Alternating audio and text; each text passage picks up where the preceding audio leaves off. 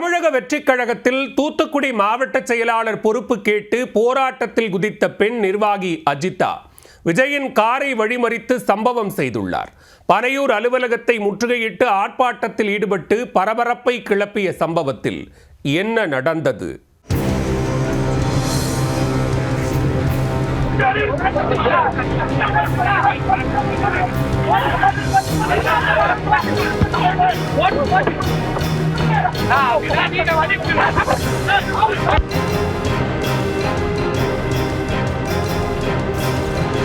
தாவைக்கவில் தூத்துக்குடி மாவட்ட செயலாளர் பொறுப்பு கேட்டு ஆர்ப்பாட்டத்தில் குதித்த பெண் நிர்வாகி விஜயின் காரை வழிமறித்து சலசலப்பை கிளப்பிய சம்பவம். தாவைக்க மாவட்ட செயலாளர் பொறுப்பும் புறக்கணிக்கப்பட்ட பெண் நிர்வாகியும்.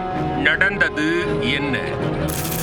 தமிழக வெற்றிக் கழகம் சார்பில் ஏற்கனவே பல்வேறு மாவட்டங்களுக்கு மாவட்ட செயலாளர்கள் அறிவிக்கப்பட உட்கட்சி பூசலால் தூத்துக்குடி மாவட்டத்தில் உள்ள எந்த தொகுதிகளுக்குமே மாவட்ட செயலாளர்கள் அறிவிக்கப்படாமல் கிடப்பில் போடப்பட்டிருந்தது.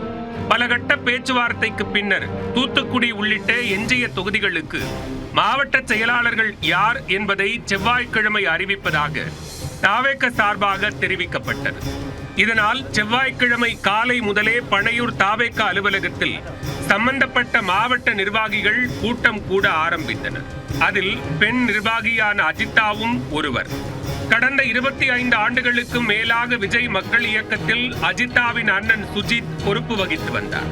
பின்னர் விஜய் கட்சி தொடங்கியதும் சுஜித்திற்கு பொறுப்பு வழங்கப்படுமா என்ற கேள்வி எழ சில சட்ட சிக்கல்களால் சுஜித்தின் தங்கை அஜிதாவிற்கு மாவட்ட செயலாளர் பொறுப்பு கேட்டு அவர் தரப்பினர் கோரிக்கை விடுத்திருந்தனர்.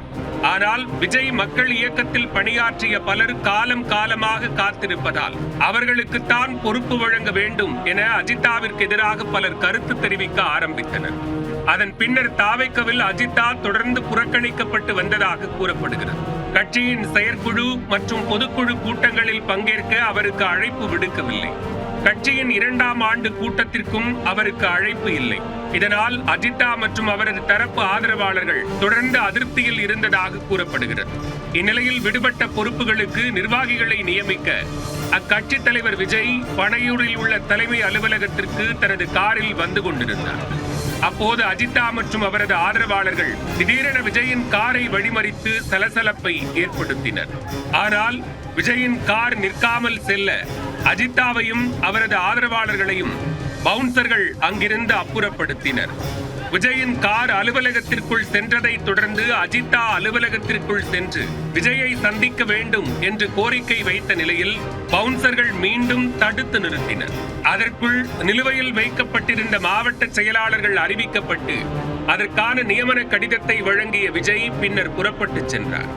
அஜிதா கேட்ட தூத்துக்குடி மாநகர் மாவட்ட செயலாளர் பொறுப்பு சாமுவேல் ராஜாவிற்கு வழங்கப்பட்டுள்ளது.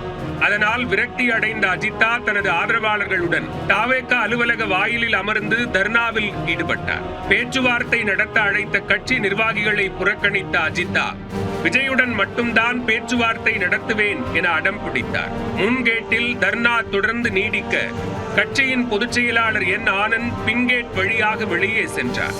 இதனால் தூத்துக்குடி மாவட்ட செயலாளர் பொறுப்பிற்காக ஆர்ப்பாட்டத்தில் ஈடுபட்ட அஜிதாவிற்கு ஏமாற்றமே கிடைத்தது.